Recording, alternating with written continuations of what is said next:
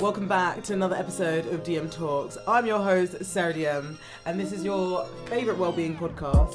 DM Talks is a podcast that aims to promote wellbeing and assist healing, whether that be physically, mentally, or spiritually. Ultimately, we just want to be seen in our entirety. And this podcast hopes to show listeners how multifaceted they are. We're all the centre of our own universe, so why don't we do more to better our own existence?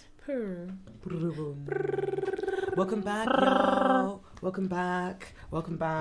I'm hoping that you guys are having a blessed Sunday, a lovely, relaxing Sunday. I am... Yes, all of the rest. I'm joined by two amazing guests today. One is a returning guest. And you guys are both returning guests. Let me speak on it. Sorry. So I've got two returning guests from your favourite episodes. So our recent episode, we have BTS, aka Behind the Scenes, which involved Josh Projects, who's also a co-producer on our podcast. Woo! Welcome to the stage, Josh. How are you? Hi, thank you. I feel welcomed onto the stage. Amazing. Thank you. That was a great introduction. Brilliant. I'm happy that you enjoyed it. We had to give you some flavour. Pizzazz. And my second guest, she is a life force. She is returning from one of your favourite episodes, The Caucasity of You. Oh no, it's called The Caucasity of It All. But I welcome the stage a light force, a dancer, a warrior, fighter in spirit, a blessed G, a loved one, bad bitch, so many things to describe. I find it funny because I give you all these descriptions, I give you all these adjectives, and I don't even say a radio presenter. Do you know what I mean? What you know? Do you know what I mean? I'm just but I live for it though. I live for it. Welcome back, Rebecca. Hello. I've missed you, sis. I've missed you so much. You honestly, I think the episode that we shared together, from the tarot reading to the promo to the bloody, just everything in between, it was one of my favourite episodes. It got so much reception, so I'm happy that you're back. No problem. And you can come connect sense and chat crowd with me. My favourite things to do. Exactly. And you look amazing as well. Can I just say again, 10/10, you look beautiful, and I'm just so happy to just chat shit with you guys. A lot has happened in the world recently, and I can't lie, I was even saying this in the pre-episode, when I woke up today, I was trying to find myself happiness, I was trying to find my peace, and it wasn't working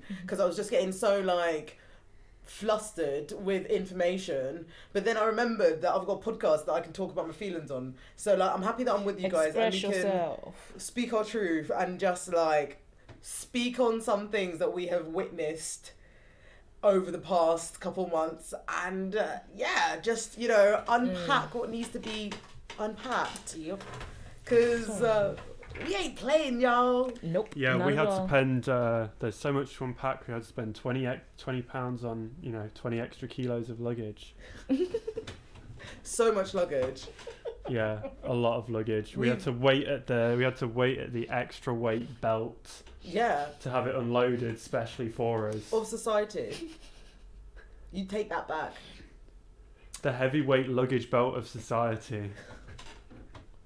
Oh mate, it's a good thing I've not unloaded mine, because Lord God. It's a lot, but it's okay because we're gonna unpack, we're gonna move forward, and I'm so excited just to have just my guess, because we're just gonna chat shit and connect sense. I'll take you to the first segment, which is the divine, right? Ooh. And the divine is where we nominate a good thing, we bring some light to this world, and we want to talk about something that affirmed us and uplifted us. So, who would you like to go first? What's your guys' nominations for the divine? I don't have a divine nomination. Do you not have a divine nomination? Well, I can think of one. Okay. If I think of one. You can think of one. I've got Rebecca? 2. Yeah, amazing. We'll go to Rebecca first whilst you're thinking. Mine is my mum, because obviously I'm a mummy's girl. I love you, mummy. Because obviously she is a force within itself. She's solid. And then my other one, you know, being as it is her birthday and she is just the whole force herself, is you. Oh my God, stop. I'm blushing. I love how I looked up and you were looking at me like... I was like, is this you looking at me? I was like, oh my God, no, stop. I honestly, like, I can take, I don't know what it is. I can obviously take I can take compliments in it. But sometimes when my friends gas me, I'm like, you guys, no, like, I love you. I love you, sis. Like, you are literally amazing. You are amazing. You remind me to speak my truth, regardless of how I see it, and not try and, like, invalidate how I feel.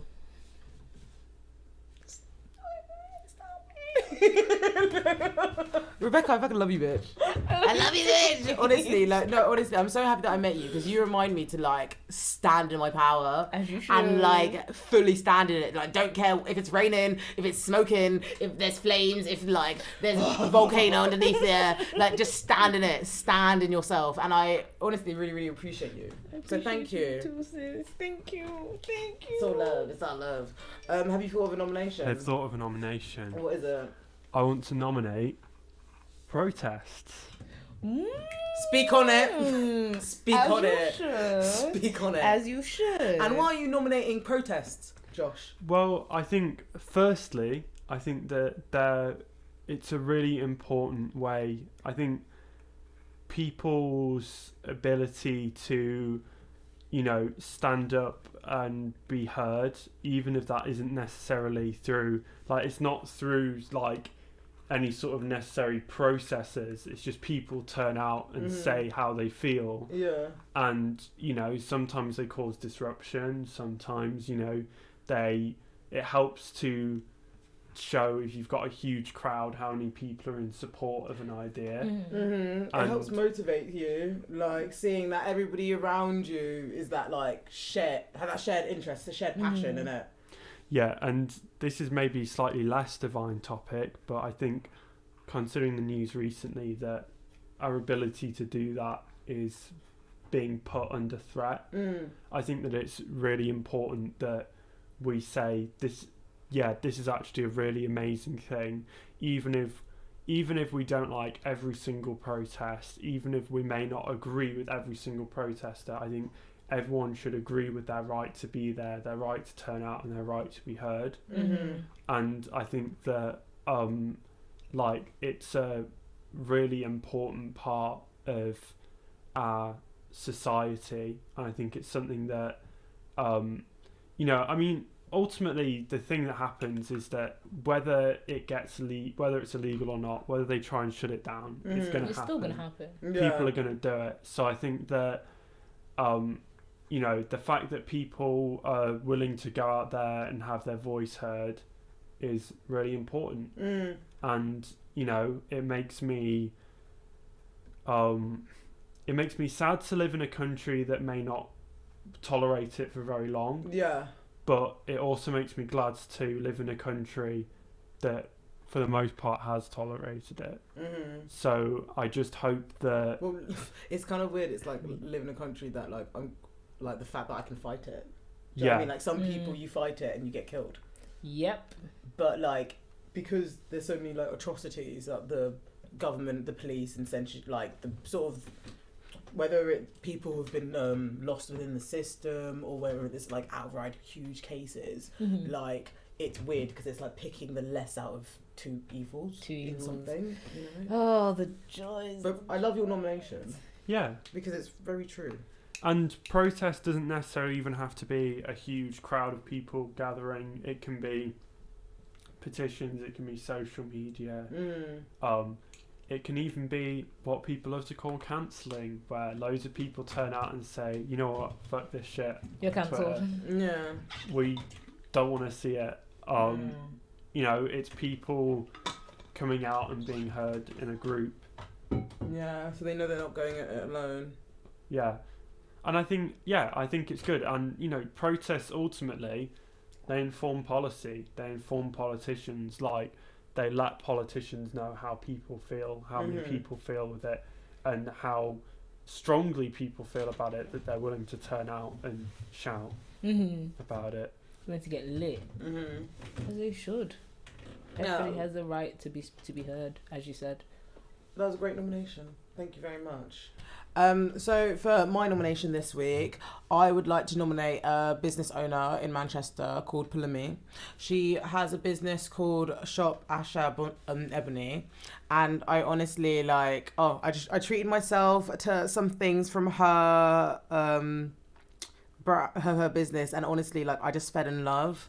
So beautiful. I think it's custom lingerie and also waist beads, and definitely look on Instagram because gorgeous. It's so gorgeous. I think one of and honestly the pictures are beautiful. Stunning. The items are beautiful. Stunning. I got waist beads for my birthday and they arrived today, and I had to custom order of writing a word that means a lot to me on it, and then also tiger eye crystals, and it's honestly so beautiful. I'm gonna stand up for a little bit just so you can see some of it, but how beautiful is that? Peep the detail, golly. Look, the crystals, the orange, the hearts, it's so beautiful. And I intentionally wanted to get these crystals and these colours because I want to be nicer to my room. I want to be softer to myself, and I feel this courage that these waistbands have given me now, the power. I feel so I just feel warm, and it's really, really nice. And yeah, so thank you so much. That is my divine nomination. Shout out Palumi. Yeah, support black businesses. Oh, gee. Period. I love how you period. The Instagram is at ASEEBONY. Go check it out. Go check it out. Is it shop first in between it, right?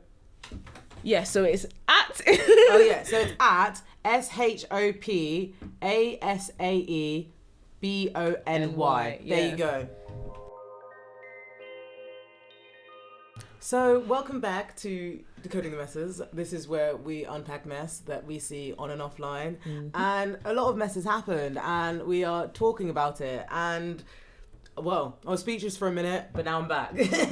We got this. I didn't know where to start because I literally had a mind map that was just continuous because I wanted to sort of understand different lessons that I learned at different ages. And I remember when I was super young, so I'm talking first school young, so how maybe 5 to 10 5 to 10 ages in those I between. think that's yeah. And basically, let's say when people were racist to me and I couldn't make sense of it, they would not imply, because they didn't see it was race, they would gaslight me. And that's something that you relearn, obviously, as you grow up. Yeah. But it made me think about how, okay, so you got a dark-skinned person here, you got so many white people out here. So if I even now experience racism from this one white person, because there's multiple white people that are near them in proximity that are now more comrades or now more soldiers to defending this secret or gaslighting me. Does that make sense? Yeah. It's when I was younger, someone could have been racist to me. I could be explaining it to another white person, but because they are also white, they're gonna be. It's not that. I'm sure it's something else. Exactly. So now you've got thousands upon thousands upon thousands of people that are looking after this secret. And when we were I bring this up to say pre-George Floyd, there was a lot more. I don't know. It's racism happened, but because it privileged white people, it was a secret. We don't talk about racism in Britain. We hush it, we gaslight, we undermine it, okay? And that's what I noticed whilst I was growing up. However, George Floyd now is one of many black men who's been killed by the hands of the police. It sparked national outrage. No, worldwide outrage because it happened within a panoramic which was the first that we've seen in our lifetime, you know?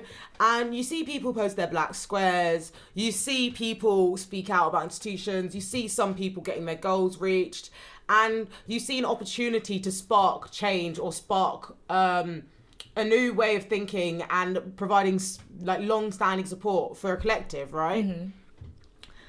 However, will that happen? This is what we're in now. And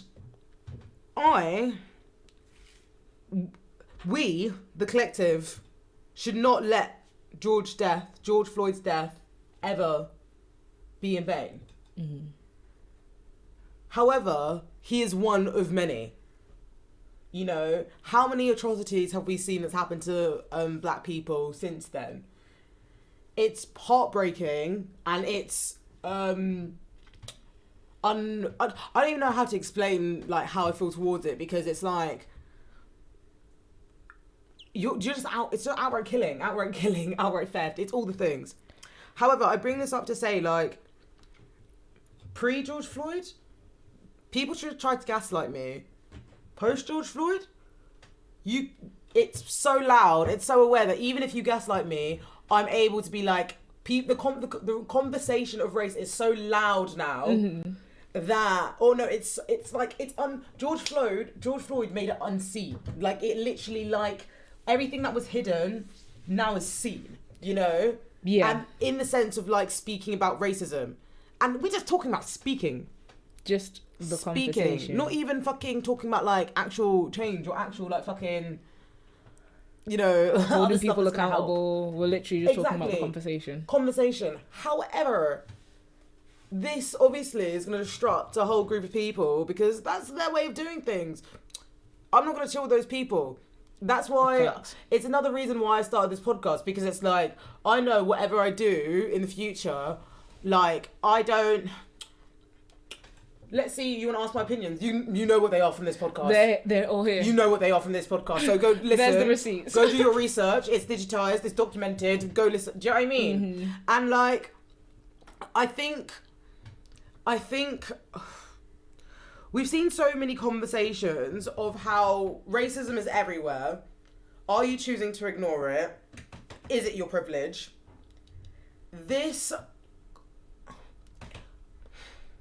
I keep on stopping and starting because I'm literally like... I get why though. There's so much energy and emotion and there's like... so much. You don't even know where to start, really. Exactly. Because how are you telling me that, like, me existing healthily, happily, is pissing you off? Is an issue? Move, man. You don't have to confused. see these faces. You don't have to listen to this. But then also, how sick are you for not wanting to help? Like, and I mean it in to say, you continually watch people suffer and nothing is done.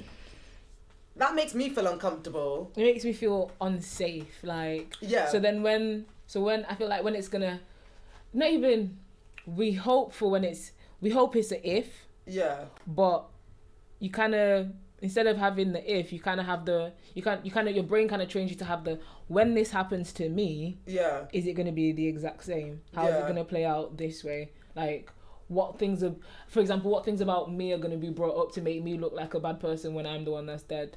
That's all the things I think. And bro, no, thank you, because you really helped me, like, unearth something just now, because it's like, I remember growing up, I'd be like, shit, son, this is what it's like to be dark-skinned in this environment. Like, fuck.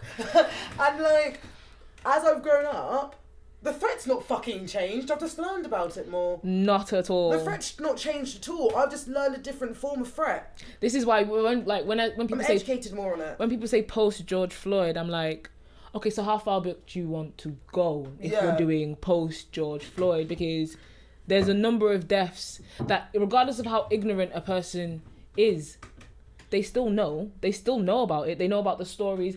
Everybody knows the story of Emmett Till. Yeah. Everybody, regardless of how ignorant you are or what your side of the story was, everybody knows of that story. Yeah. So how far back are we going to go when we talk about post George Floyd? Yeah. Because it's been going on for years. Yep. Just because it happened when everyone was so-called in a state Woke.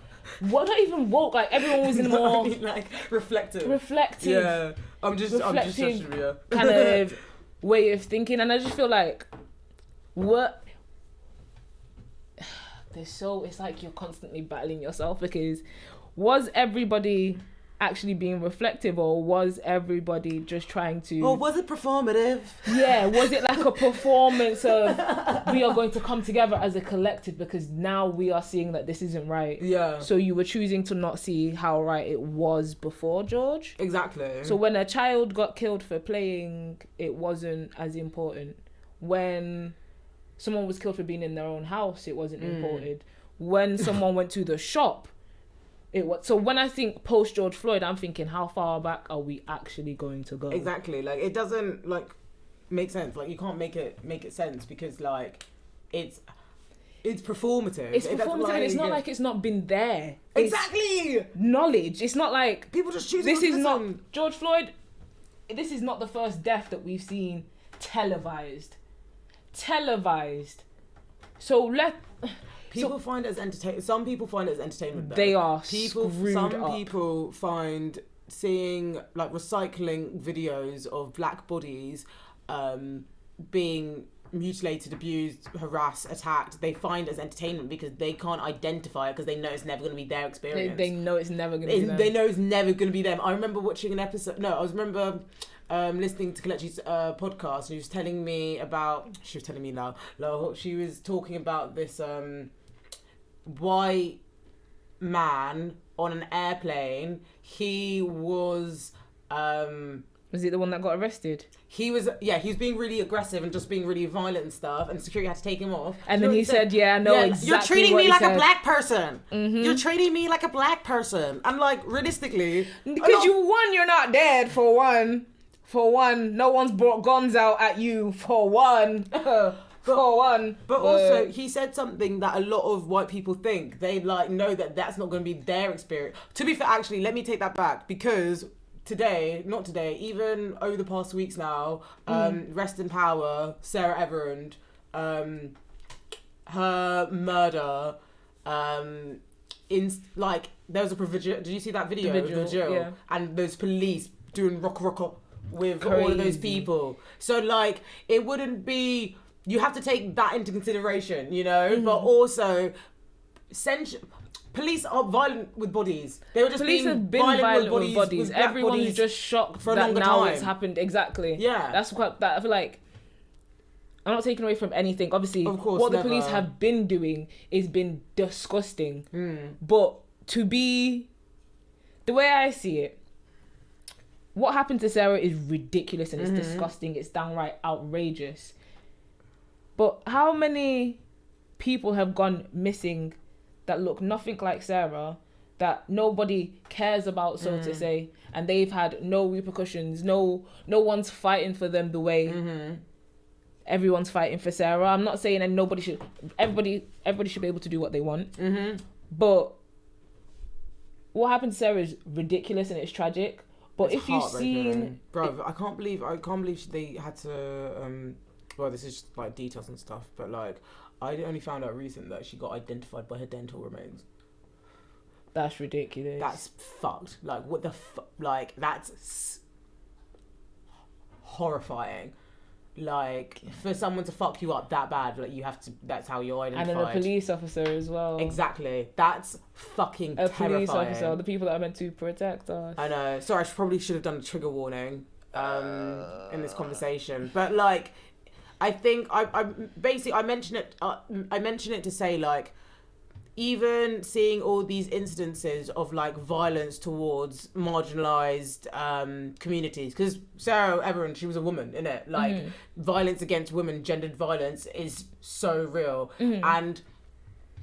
but I don't know where I'm landing with this, but basically, I'm trying to say that like,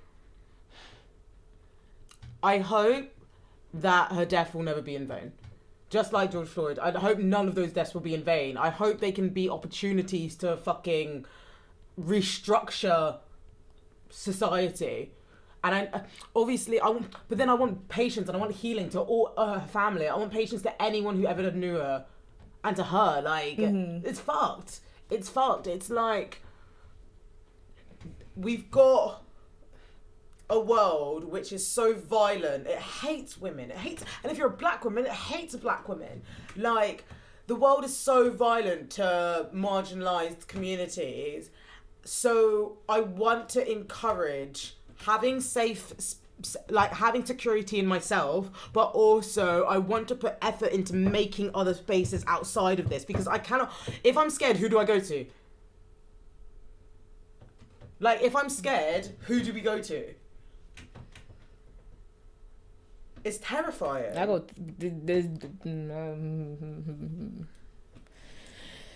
Oh God, the world we live in. The world we live in. Like, it's good that things are being documented, and like we've got not just social media now, but like we've got like connection in it. Like, I can talk to you, you can talk to someone across the world. They can, like, we can keep engaged with the good fight.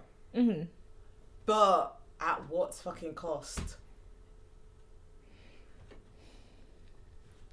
I think it's worth saying as well. I think it's sometimes, if you're not in one of those specific communities, it can be hard to sympathise and understand what people are going through. Because I think that a lot of people, especially in the UK, for example, like when you hear like, and I'll admit to thinking this myself, when you hear about police brutality in the US, you go, oh, that's not something that would happen in the UK, right? And then you sort of realise that yes, the issues are different between the US and the UK, but that doesn't mean that we don't, like, we share a lot of the same issues with, like, I mean, stop and search in, like, you know, communities in London and stuff like that. You know, we still have a really outdated policy on things like drugs. You know, and at the other side of it as well, you know, a lot of these communities are underinvested in.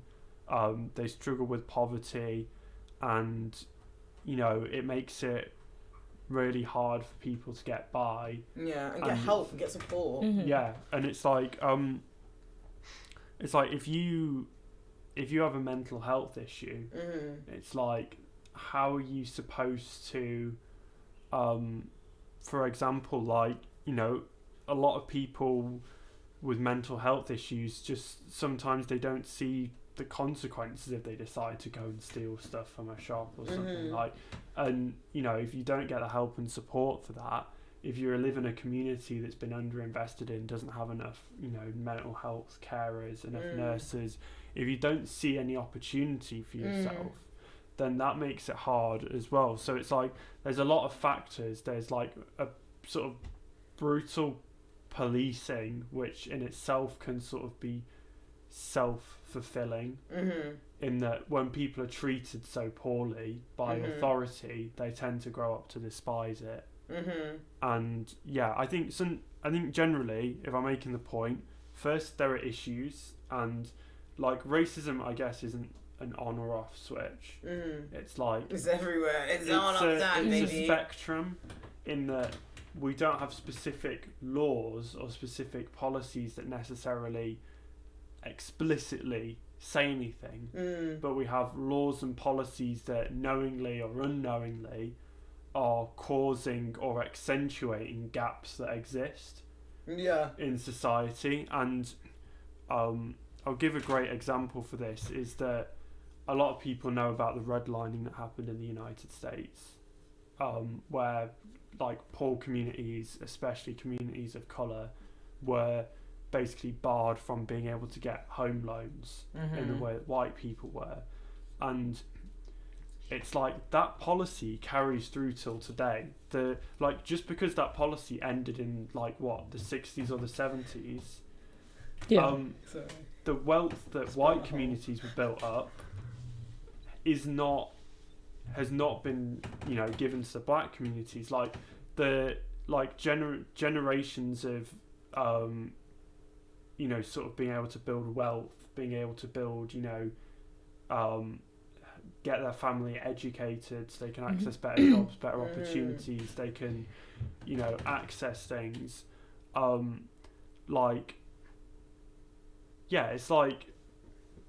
It's like if you had a king and you have peasants and you have a law that says the peasants can't, buy this, can't do that. You end those laws, but the king is still rich. The peasants are still poor. That is going to have a massive impact on how those people are able to access different opportunities and different capabilities. And like, even if you tear down those walls, there are still barriers in the way that exist because that wall isn't there anymore. Doesn't mean that barrier still doesn't exist. Yeah.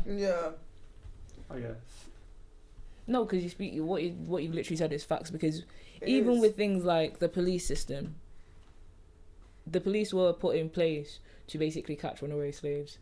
That was the job of police officers. So why do we think those things aren't still in place now? Why do you think that information hasn't been passed through times? It goes into everything, because the redlining also affected schools. Certain schools were underfunded, certain schools were overfunded, and the schools that were overfunded, they would have access to better education. So they are like more likely to end up being senators, lawmakers in these countries. Yeah.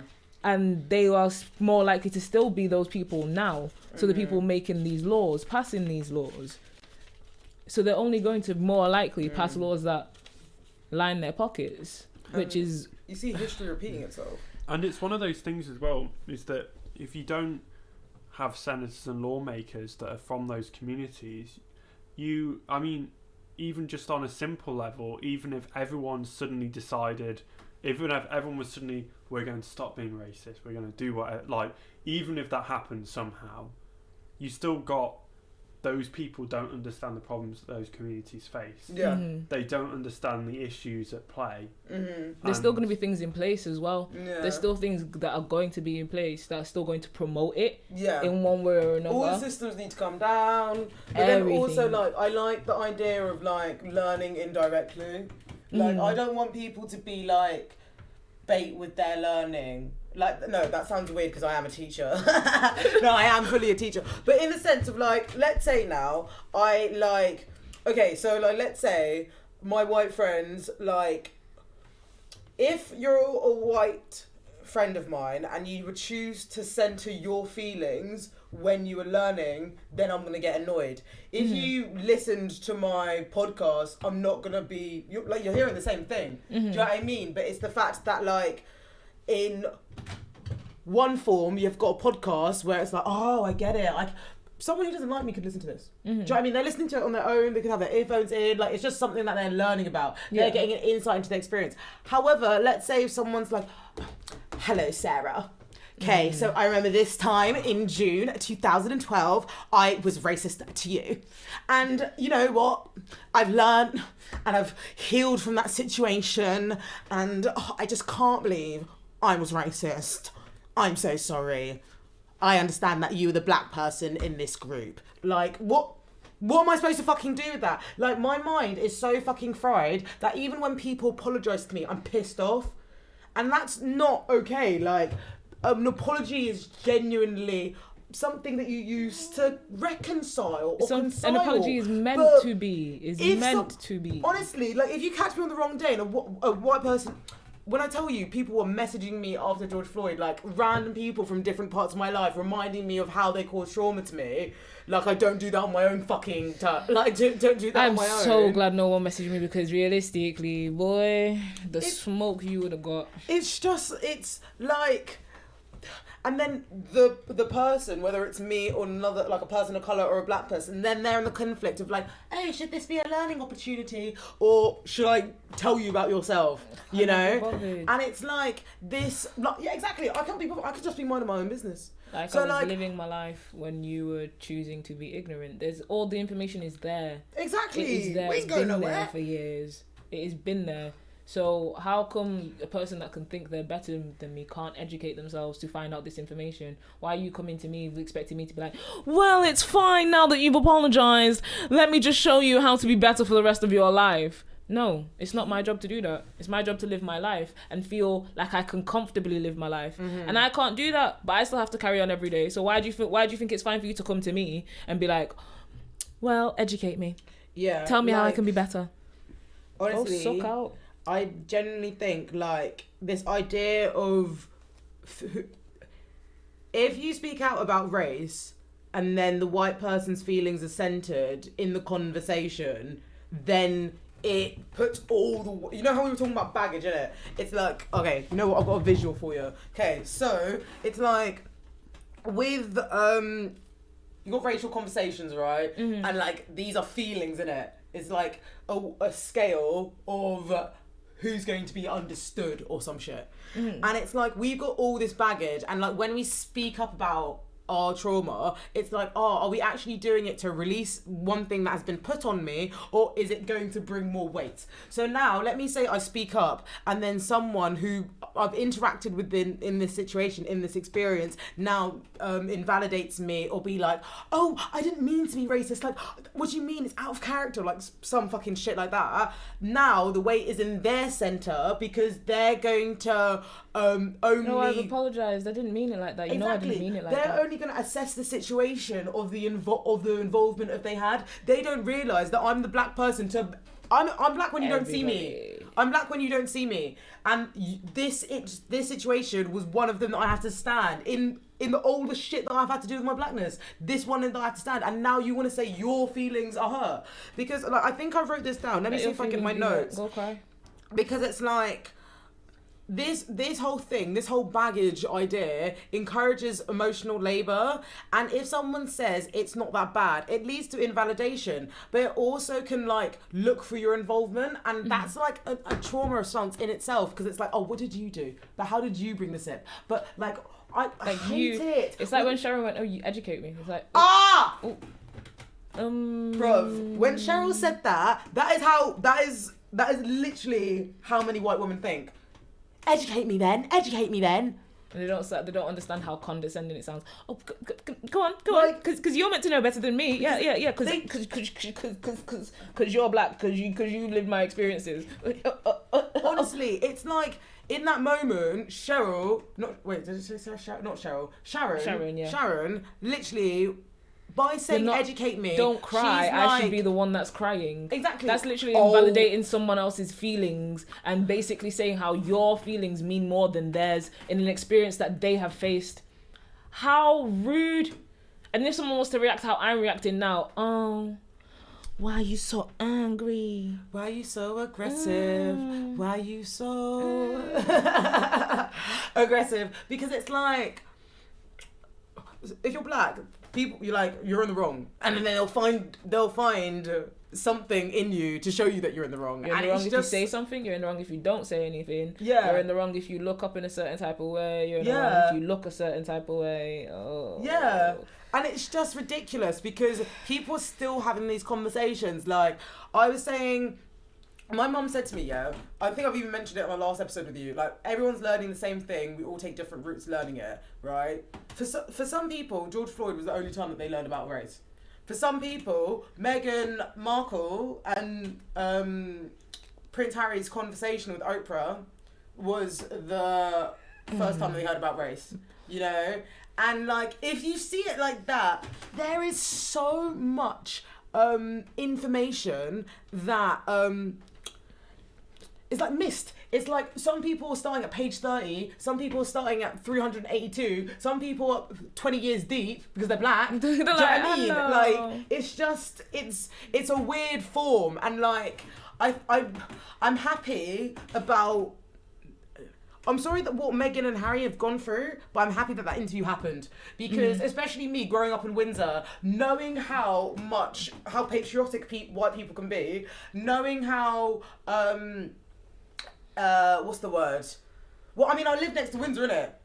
Literal, like, the royalty was there. I would, like, learn about it in school. We would be invited to Windsor Castle, like, See, bitch, I've seen the Queen. Yeah, I think. Oh, that. I mean. Yeah, no. This is to speak on the interview, George. I think definitely.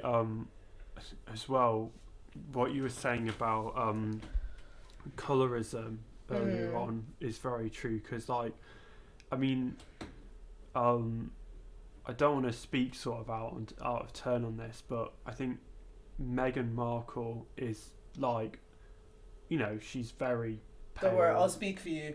She's light. She is light as white. She's and bright. It's like, she's that's light. no offense to her. Like, you know, she's an worry, amazing Josh. person. Like, stunning. but it's like you think about that, and then you think Bro. she's sort of served up as palatable, and then you think about what would happen if someone was darker. When? What the hell would their reaction have been? What the hell would the tabloids have said? Bruv, Oh, you don't God. understand. Like, honestly, it's when she said the skin colour was a concern, right? Me, with my South Sudanese dark skin self, was brought up in fucking Windsor. You're telling me this baby is a concern? What the fuck are you going to think of me then? What's the actual fuck? Because the thing is, people were like, oh, let me not talk, but like... People were so surprised. So surprised. Oh my God. Why would that conversation happen? Are you being for real? It's like... Are you being for real?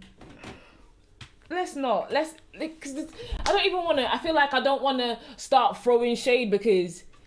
You can't throw shade that's public shade that everybody knows this information. So I feel like there's no point. I don't even want to give any more power to them realistically because they've already got so much. Did you like the interview though? So much. Yes and no. Okay.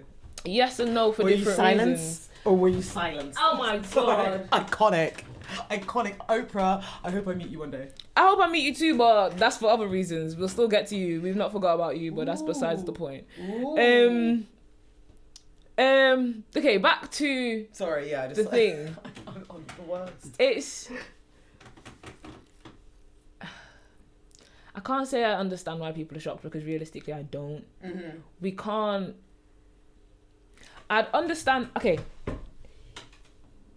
If you're white, I understand why you're shocked.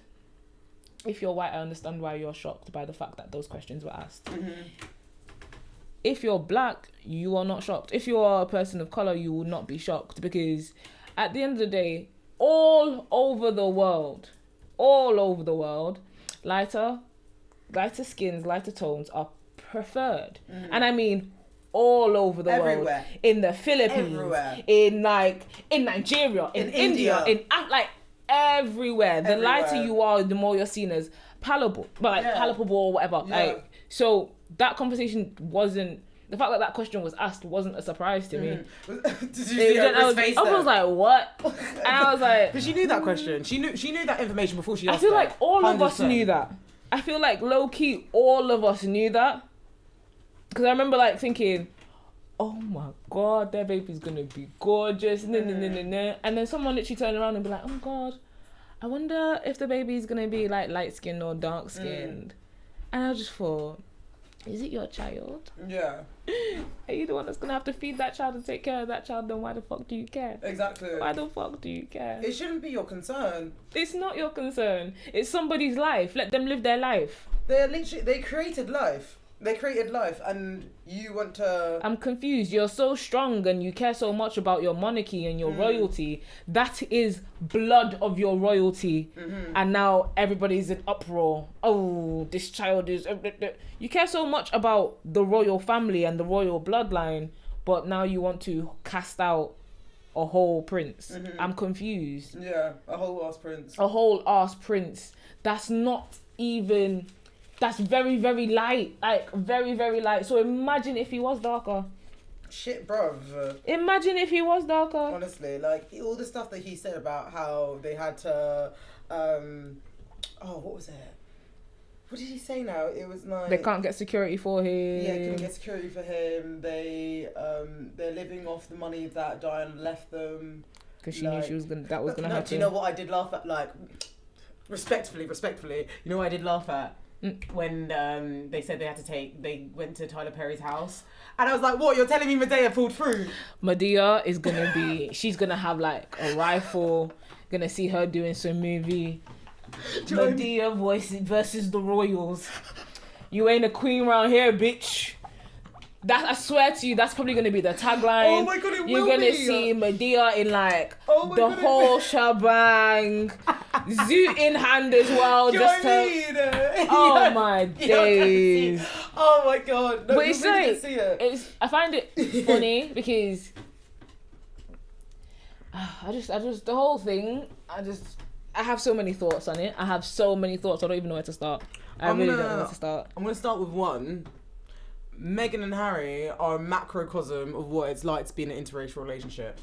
An insight and a macrocosm. I say this because, as you see, you got White Harry and you've got Black Meghan, and basically their communion has been televised and broadcasted all around the fucking world. Prince Harry is a prince, so the royalty, the monarchy, like everything that he stands for, the structure from the traditional outdated systems that we once like adhered to, he's a part of that. And he married a black person, so he had to lose all of that. He's been cast out. And so many people, like, and this isn't just like white people and black people obviously, but like so many people who are in interracial relationships can face these problems or face these fears. But like, let me not even just say obviously interracial relationships, we're talking about Meghan and Harry, but this could even go down to ethnicity. Like if someone could be in a different tribe to someone and there'll be beef. Oh, that's facts. That's facts per. Do you know what I mean? And you've got this interracial relationship that has been a symbolism of a monarchy, but also what did Meghan say? She was saying how it was like, if anything, this relationship could have been an opportunity to help heal future generations, because it's like even though she is palatable, whatever, it's like the fact that she was a black person in those spaces could have helped their perception or portrayal. Do you know what I mean? It was a massive opportunity for sure. Like they had a massive opportunity for some really amazing PR, and I don't think that we should ignore either the role that the wider sort of media and the wider sort of public had on this, because it was by far not just limited to the royals, the issues at play. Like, it's a reflection. It's a reflection on the whole country, I think. Yeah. Legit. I think there was another element of possibly the fact that she was foreign and from another country. I know it's America, so it's really, we don't see it as very foreign, but it's true. A lot of people definitely perceived it that way. And were like, oh, how can we have someone coming from another country? Yeah. Like, so I think that definitely played a role as well. So many things played a role. I mean, like, she wasn't a royal, but she also, like... She was an actress. She was making her own money. Had she been married before or no? Yeah, she was divorced. Yeah, she's divorced. Yeah. So, like, so many things that aren't traditional, you know? Like, well, no, let me not say that. Let me not... say it like that, but like so many things that like older forms of society wouldn't think are traditional, you know.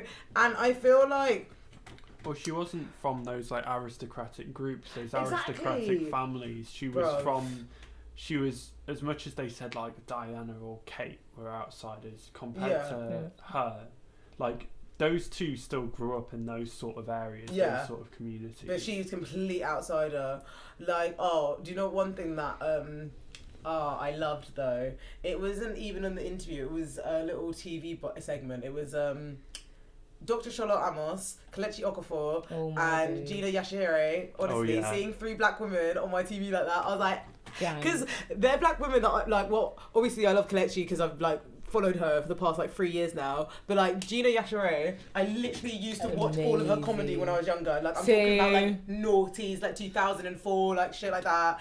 And then Dr. Charlotte Amos, I feel like she's literally out here doing God's work as well. For because real. She's like doing the policy changing, like education and all of that stuff. She's doing all of the things that like. She's just doing all the things, you know. Everything. And Kelechi, a baby girl. Do you know what I loved when she was on CNN? And she was like, "I'm a baby girl. I'm divinely protected, and nobody can beat me up." And I was just like, on a whole ass beat. She said that on CNN. And like, I bring this up to say, Dr. Charlotte Amos when Prince Harry is the husband to Meghan that Charles never was to Diana. And I was like... Everyone's face was Kelechi's or Gina's face. Look, I swear everyone was like, well, someone had to say it. But it's the truth. It's the whole arse truth. Because, like, don't get me wrong, I do think... I think interracial relationships can work, but you have to be honest. You have to be honest. And I don't think I'm saying anything fucking radical. I think if you're in a relationship with someone... Be honest. Talk about your parents. Talk about your loved ones. Talk about how you didn't know and now you know. Or talk about... Just be honest. Be straightforward. Be straightforward. Be transparent. Evolve with each other. However, don't gaslight me. Don't undermine me. Don't say it's not that bad or my parents don't think like way. Oh no, he's not like that. He's not racist. Because I promise you, in a couple months' it time, was like that? when we're not getting kicked out of your house, but I'm not going to the family party, or if I'm not going to this or X, Y, and Z excuse, who are we crying? Fools. But it's like because I was in spaces where people idolise aristocratic. I can't say the word. Aristocracy. That's it. It made me sort of learn about power in a really like intimate way. You know, like people will do. There were so many things, that Harry mentioned about being in the system. That even though I look nothing like Harry, I could appreciate because I went to boarding school. Yeah. It doesn't like race is everywhere, but it also doesn't exist. People who are black, who are white, who are brown, who are in different marginalized spaces. Let's say if they've experienced let's say they went to similar boarding schools as me, they would have experienced the same thing. Learning about power in an institution that is a bit more like aristocratic or really like we had just random fucking shit like I don't even know how to explain it. It's like I've got all these memories bubbling up to my head and they're all just like going down. Yeah, it's like so when we would have chapel services, we would have them either at our chapel or the same place where fucking Prince Harry where they got married, because it's like an open chapel that people go to in Windsor. So like I can really appreciate, like it's weird. I can see the people behind the interview, behind the show. I can see it in a different level because I was brought up in Windsor, you know? And like that whole idea of like history repeating itself and power being recycled is so entrenched in some people's way of thinking that you have to be comfortable with knowing that there's people in this life that are never going to understand you. But when you find out that those are your loved ones, how are you going to act? You don't know how to. And I think that's why we're in like now, like people, if we're the first of our kind, yeah, right, if we're like the daughters, children, of like first immigrant parents and stuff, we're literally making the fucking blueprint as we go along. Yep. I don't have a fucking mentor to talk to about this shit. I have no mentor. Who the fuck do I talk to about this shit, you know? And like, because I don't even want to waste time on like worrying of like, oh, can I talk to you? Are you a good, can I talk to you? Like vetting anyone and anyhow on who I need to vet. I just want to speak. Whoever wants to listen can listen. If they don't, they can don't. But now I want to put effort and focus into putting into spaces where it's actually going to provide long-standing change, because I don't want to complain it's like the system's killing us. I want to make new systems, innit? As you should. As I should. I want a new education system. I want a new everything. I think the UK's got a major issue of, I think that there's a problem with a lot of the existing sort of leadership aristocracy. A lot of them just can't help but fall upwards. Like, Boris Johnson is Prime Minister because he fell upwards into the position. That's facts. Like, straight facts. Like, it's one of those things, is that, like, I think that as long as we continue to choose our leaders from the same group of people who had the same opportunities, the same vision. Like, I've always made this joke about, like, Westminster, that they don't even know that there's a country outside the boundaries of the M25. It's true. And they don't even know that there's parts within the M25 that they have no idea about. Like, it's like they only experience this tiny little microcosm of the country, and it's like they don't, like, how are they supposed to know what the problems are in Manchester? How are they supposed to know what the problems are in East London? How are they supposed to know what the problems are in Bristol, in Wales? Yeah, but I feel like in a way that's living in their privilege. Because realistically, it's not that the information is not there. The information of what's happening in Manchester is there. In society, in the world that we live in now, the information is there. Yeah, if the information's infinite. Exactly. You not knowing is because you're choosing to not know. They choose to ignore it 100%. They choose to ignore the fact that, you know, in a lot of places the schooling's broken. Because, well, frankly, most of them never went to a state school. Like, most of them have no idea what the issues are in a state school. Like, if I could go and tell them that even in my fairly well-off middle-class town, some departments couldn't afford paper, they would be like... What do you mean? What do you mean paper? Take some of ours. Yeah, it's like paper. What do you need paper for? Back in my school, we all used Macintoshes. Right. I was trying to think iPads, but iPads probably didn't exist when I grew up, but like... Yeah, no, mine, like, it was so weird being in, like, fucking... I was literally around, like, elite middle class, innit? Like, for a good 3 years of my life. And, like, I've said this before, I'll say again. Even though I was brought up in Windsor, scary shit. like, I don't have Windsor money, innit? Like, I do not have Windsor money. Like, everything that I have, I've made and I've worked for. Like, and, like, growing up with, obviously racism, but growing up with, like... like your environment not mirroring you, but still, like, to an extent of, like, just financial matters, innit? Like, from a young age, we can see things and we understand things. And, like, because I was around people that didn't prioritize money well, I understand lack a little bit. From, I don't know, it's like a Pacific sort of white middle class person. I just get it because I know how it happened. You used to see them. Because I used to see it. I used to see them complain. I used to see them scream. I used to see them shout. I used to see them, like, cry. All I did was watch, innit? Like, even, like, let's say if I'm the waitress now, I'm watching your interactions. I'm watching your tables. Like, I want to make sure you're getting your service. Yeah. But I don't involve myself in anything. But I watch. On and the like sidelines. Because sorry. You go once. You said something earlier that actually reminded me of this. I remember this is one of the first lessons I learned. Like, in 40s girls, I was like, oh, I can't wait until these girls, like, not even girls, like teachers, whatever nonsense. I was like, I can't wait until they get into the real world. I can't wait until they get in the real world. And then I remember growing up and being like, bitch, their real world is a mirror of their real world. Their real world will be keep on recycling with the same people, the same networks, the same opportunities. Exactly, because if you're a person not in these spaces, you've had to live in alignment with the world. You haven't had to live. You might have not felt like you belong here because of your experiences. However, if you're from these spaces, you meet the same people. You go. Let's say you grow up.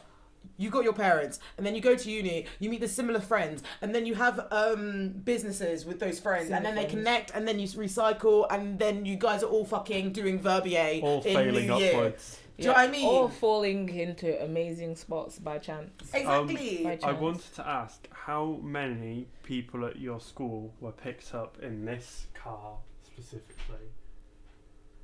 You've got to Bruv, you recognise that car. Yeah, I do recognise that car, but like my school was ridiculous. Like I remember like, what's the car? I know it sounds really silly because I know no cars, but there's a car that like opens backwards.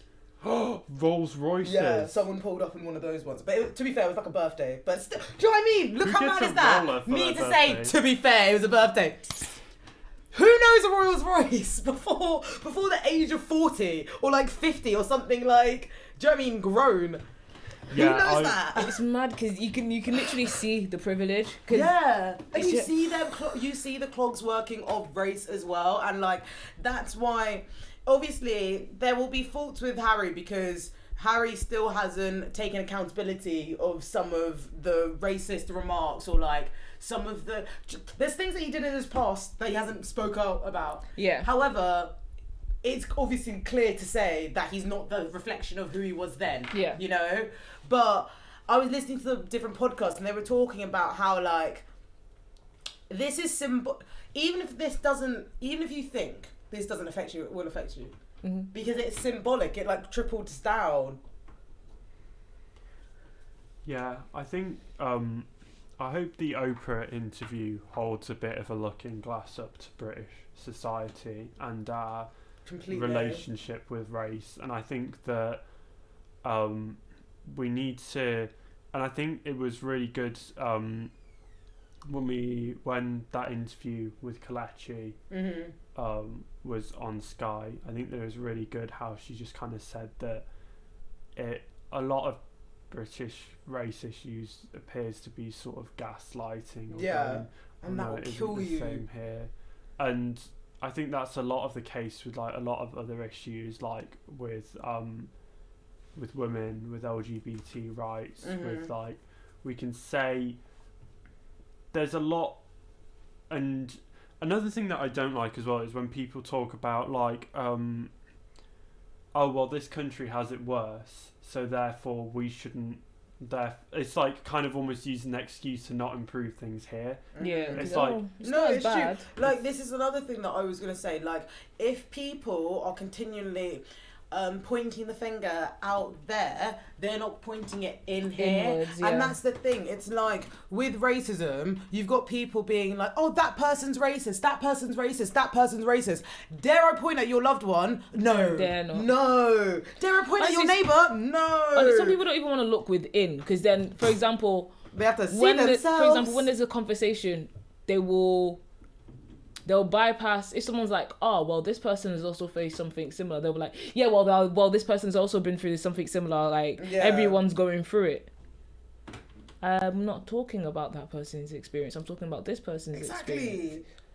Like, there's some things that I don't talk on because I don't know. Actually, let me use this example.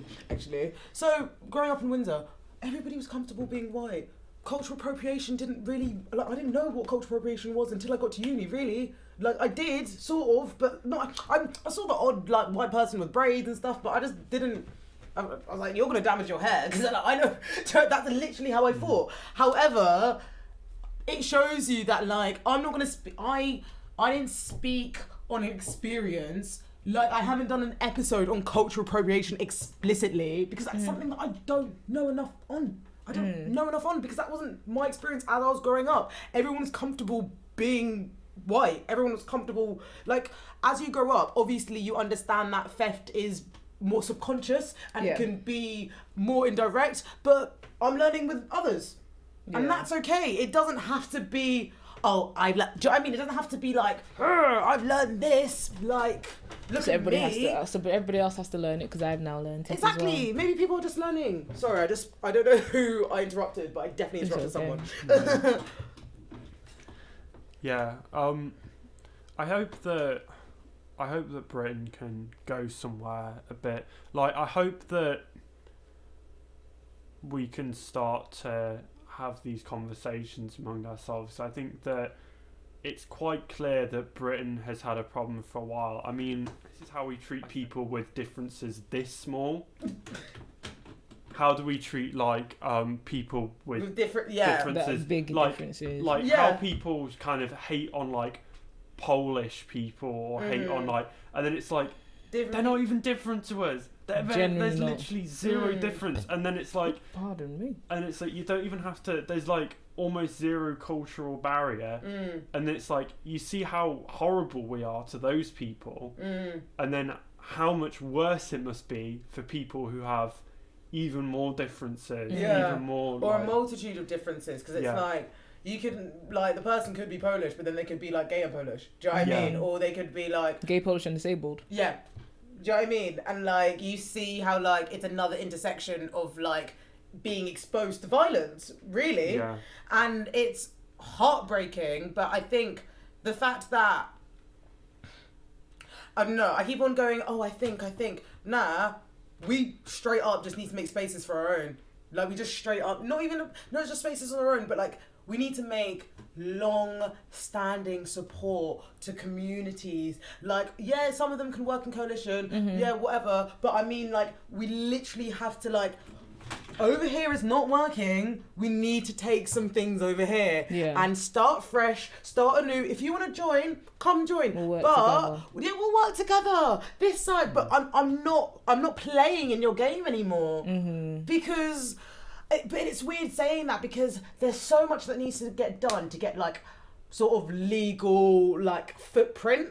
Or like a legal There's backing. So much small things we need to do, to be honest. I'll get random ideas, right? And they'll just random. And I was thinking, like, just imagine if there was like a hotline of where you could write places of where you got like a microaggression on. Or like a holiday. But then the thing like is, what would be done about it? What would be done about it? Because that's the thing, it's like, but it's you like don't want to feel like you're just complaining, because you kind of get to the point where you get tired. Yeah. You get tired. You get like, even when you want to speak on something and you get like interrupted, you kind of just shut down from there. True. Because it's like, what is the point? When I was trying to speak, I wasn't even being given the chance to speak. I wasn't even, so why now? You kind of just like, okay, cool. Whatever. Yeah. I think the answer that I think would be the best answer is we need to bring people from minority groups and represent them within the media, within education, because only doing it that way will people learn. Like saying that sort of we need to represent, say, like black people invited on to say Sky News to talk about the Meghan and Harry situation. That's true. That needed to happen because it was just too many white faces talking about it. But then realistically, should there not be a number of black colleagues that work at Sky News that already can talk? Exactly, that's the thing. And then you got my ass who just wants a whole new fucking black TV show. Like, I want a whole fucking new media system. Just because it's like... That's the thing, we need to increase representation. We need to increase the chance of the conversation. That's one thing, because people need to stop. Like, for example, with the Sarah Everard thing. Yeah. We can't just look at one and not look at all. Yeah.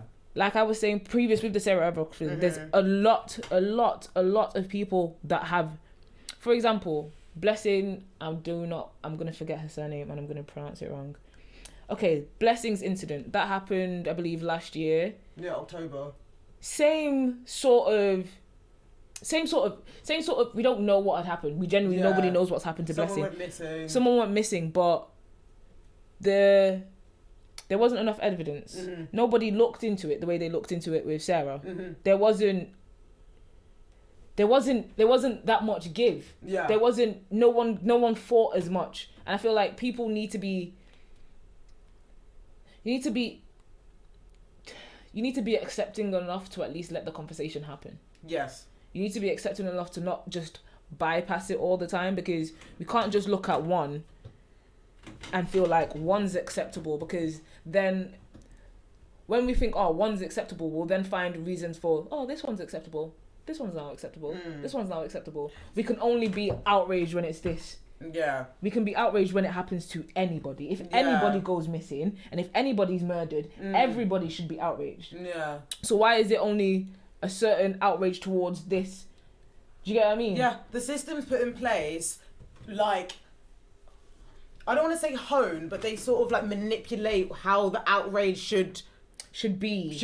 Yeah. When the outrage should be for everybody. Everybody. But because the outrage is now reinforced by institutions, people, like, you know those people, soldiers I was talking to you about pre-George Floyd? Yeah. Those soldiers, they've got institutions, they've got people actually hating on other cultures. Do you know what I mean? Like, in higher spaces, so now they're reinforcing harmful rhetoric. Exactly. You know? And like, because the outrage is it's like the outrage is policed and it's only centered for other, like, more palatable voices. I feel like the outrage is policed by the police.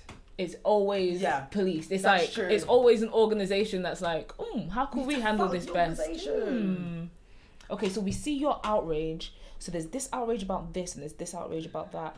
Which one can we monetize? Which one can we use as, because there's different reasons, monetize, scare tactics, whatever. Which one can we benefit from in which way or another? So let's give more attention to this one. Let's completely forget that lives have been lost. They don't care. They genuinely don't care. They don't. And that's why, like, don't get me wrong, there's going to be people out here who are going to be able to stand, sit, talk. Like, all the people from marginalised communities that went on to Good Morning Britain, all of them have a level of patience that I don't have, right? They all have a level of patience that I don't have. And there's always going to be people that are going to be comfortable with explaining, assessing, evaluating, reaffirming, doing that all good stuff. I'm not one of those people. I'm tired. Like, mate, I have to struggle. I struggle from not disassociating when somebody interrupts me. I'm just like, oh, no, I don't care. Oh, it's bad. I could never personally. Do you know what I mean? Sorry, it's the truth. It's like, if I don't want to speak up if I've been interrupted, how the fuck do I have to keep on doing this for something that I'm inherent with? You know? I think that's day. Why, like, that's why this conversation about, like, I'm more than happy to sit here, talk the things I do. What people listen, they listen. If they don't, they don't. But at least it's an insight. But I just don't have the energy or the sort of patience to, like, be holding people's hands whilst they're learning. That's true. You know, I think, like, that's another thing that well, take us right now. How much have you probably learned from recording?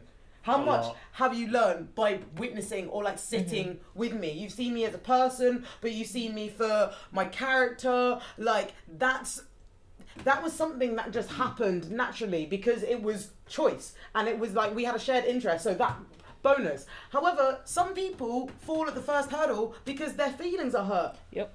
I'm not here to hold your feelings. I will never be here to hold your feelings. I can't control However, how you because we're socialised to think in that way, we're socialised to think in that way. But also, not a lot of us have had the opportunity to nurture our authentic selves. That's true. Not a lot of us have had the opportunity to stand in ourselves and stand in our power and just be like, I'm good regardless. Do you know what I mean? Like, I'm cool. Do you know what I mean? And that intimidates people. So, like, it's weird because, like, I don't know, I was talking about this in therapy because, like, I'm one of those people of, like, oh, you want to die in this hill? Like, we're dead. Like, do you know what I mean? Like, I'm one of those people that, like, I will sit on my chair, everything will be burning, but I will sit on it because but that's the thing, because my ego, my pride was encouraged in my defense strategies at school. That's why I can be active. That's why I can talk the way I talk and hopefully leave it here. Do you know what I mean? Not everybody has that, like, comfort. Do you know what I mean? And, like, even then, I didn't have that comfort. The comfort was forced out of me because I was in an unsafe situation. I could have been minding my business, but I didn't because I was, like, first year I minded my business, second year I was like, fuck this, I ain't minding my business for shit. You know? And, like, it just shows you how things can be manipulated. Like, even though I'm a dark-skinned black woman, like, I haven't experienced the things that Megan have gone through, but being an outsider in an elitist, like, area, environment, space, can, like, it teaches you things that you didn't even know about yourself, you know? And like, it's so weird. There's so much cognitive dissonance involved. So I see like, you see so many people who are trying to do better but not reach the mark, but also ignorant, but then also naivety. Like, do you know what I mean? You see like so many things go back and forth in like racial conversations. Yeah. That people sort of forget the sight of the end goal. Like, how are your black friends feeling? Like, how are the individuals in the marginalised spaces feeling? Like, how can we encourage that and uplift that? And how can I provide you long-standing support? Give me long-standing action. Because you've been fucking it up for the past X years. Now you have an opportunity to fix up. Yeah, to fix up. Because the thing is, realistically, let me not say that. Realistically, we're gonna appreciate people who are trying, you know? So it's like, it's weird, it's like, if people's intentions are in the good place, I'm happy for them to indirectly learn. Yeah. However, I'm done on wasting time educating or promoting a system or an ideal in spaces that don't belong to me. Not just belong to me, but don't value you. That's the word. They don't even value you. Because we are all in value. We are all important. We all have an inner spark that can be bloody harnessed for love and power and just affirmation. But when so many people are so comfortable with a system that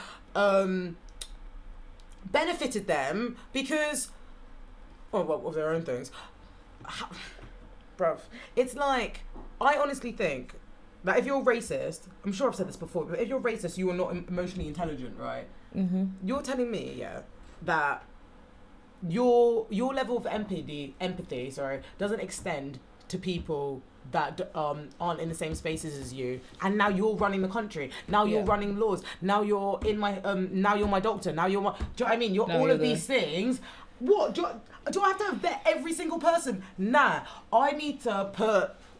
Strengthen myself to know that anything outside of me cannot shake me. I also need to put effort into making some form of action to contribute to the people next to me, aside of me, so they don't have to experience it. You know, like, it's sad how the cycle has promoted me. The cycle has promoted me resilience. However, it shouldn't have had to. Yeah. We shouldn't have had to. We shouldn't have to. It's okay.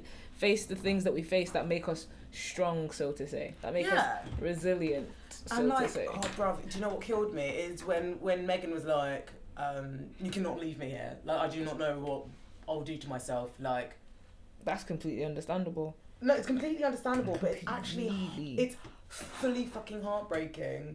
Like. That's what this experience. Like, I'm not shocked by it because suicidal ideation is not like. Well, bruv, that's a whole fucking other topic. Trigger warning. Trigger warning. That's a whole bloody topic. But it just shows you how a system can literally take your spirit away and still have the balls to gaslight you. And then. Come on, and then the audacity of people to be like, oh, she's an actress, regardless of someone being an actress. I didn't hear that one. I've seen so many people. I didn't realise her being like, oh, she's an actress. Like, I know what people's. I was just shocked because at the end of the day, regardless of someone when someone talks about their mental health, they should be listened to, regardless of what they do for a living. I'm confused. I mean, can't everyone act to some extent? Exactly. Like the rest of the royals aren't used to acting in public. Like they're not acting like one of their. Who's their job? Who's the paedophile? Andrew. So they're acting like Andrew's not doing his paedophilia in the background. They're all acting that's not happening. They're all acting like that's not in the news. They're acting like his wife didn't go either. I'm confused. Sorry, I just remembered the picture of the concealer. Like, someone should have put... The concealer, or when she's getting her toe sucked? What? I didn't hear this. Oh, there's a picture of Prince Andrew's wife getting her toe sucked by some random guy. Oh my god. No, On I an didn't island. know that. I didn't know that. Oh, people are living. People are living. People are living. They were, but you're allowed to live if you're rich and you're royalty, because... Well, Meghan eating avocados is clearly unroyal. Yeah. Oh, that's... One of the other royals having their toe sucked on a private island with By trafficked someone that's children not on your- it. not It's your clearly very husband. royal. Oh my god. It's actually, like, crazy. I'm baffled. Just say you don't like somebody and go. That's my thing. It's not by force. That's another thing. Just be straightforward. It's not by force. Like, I appreciate even when people don't like me, like, I appreciate how sometimes they move. Do you know what I mean? Don't like me in silence, or don't like me with, like, oh my god. don't like me in silence, but also don't like me, like, over there. Like, do you know what I mean? Like, there's people out in this world that wouldn't think that I'd have a wellness podcast, because of our beef. And it's like... There's people that think I won't compliment them because I'm beefing them, but... Do you know what I mean? And it's like, like, love yourself enough to not care about my thoughts, please. Period. Because we can talk about this, we can talk about racism so much, but, like, for racism, for the marginalised people, like, they're the bodies that are going, they're the people that are getting hurt, whilst white people are learning, and, like, because of that, we can't just, like, what is patience? Like, what is patience? Because it's still fucking happening. I guess it's like the racism train still rolling on at full speed, running people over, and so everyone's screaming to hit the brake, but the person driving the train's going, no, I've got to read why the train exists. Yeah. Or how it started. Why is this person in first class? Why are they so comfortable and everybody else is screaming? No, but they could even be on the wrong train. They could be on the train now, but they could be on Florence Given's train. And then they're thinking that they're doing all bits and bobs because they're learning about race, but they're also getting their feelings comforted. Mm-hmm. And it's like, at the end of the day, a lot of people don't realise that, like, when you are racist, you are also saying my feelings are more important than yours. I think that's one of the first things I sort of learned about race, because it's like, I could literally speak about something, and instead of you being like, oh really? Oh what? Like, there's always well, this person also, and this or this happened to somebody else. There's this sort of challengement. There's this, like, comfort to, like, what did you do in it? What did you do? And it's like, bruv, I could just be explaining to you, but now you're another soldier for the secret. Mm-hmm. Because you haven't assessed the secret in, like, maybe you assessed the secret, yeah. Maybe in year 8, yeah, you think calling black people monkeys is the secret. But then when you get to, like, 21 or 18, 16, whatever, you realise the secret might be stop and search. But now you come to 23 and you see that, people just dying. People just dying left, right and centre. That's the secret, and it makes you feel uncomfortable. So you're like, oh, it doesn't exist. If it's not that one, it's the mental health. There's so many secrets. Sorry, I just remembered something. So Kelechi talked about our podcast this week. Yeah. Someone called a sports, like, host called black people the N-word when they were taking the knee. Do you guess what he blamed it on? I'll give you 3 guesses. The name. A health condition. I'll let you. I'll let you. Health condition. He blamed it on a health condition. He said it was Tourette's, wasn't it? No. What did he say it was? He said it was diabetes. He said it was diabetes. He said the level of Get the fuck out of here. He said. So what? You're only not racist when your blood levels are all right. I'm confused. And I was like, wow, why are people creative? They're creative with this secret. It's not even... I don't want to call this episode Secret now. Oh my god. Secret. Yeah. It's just annoying, realistically. The whole thing just gets annoying. Because it's like...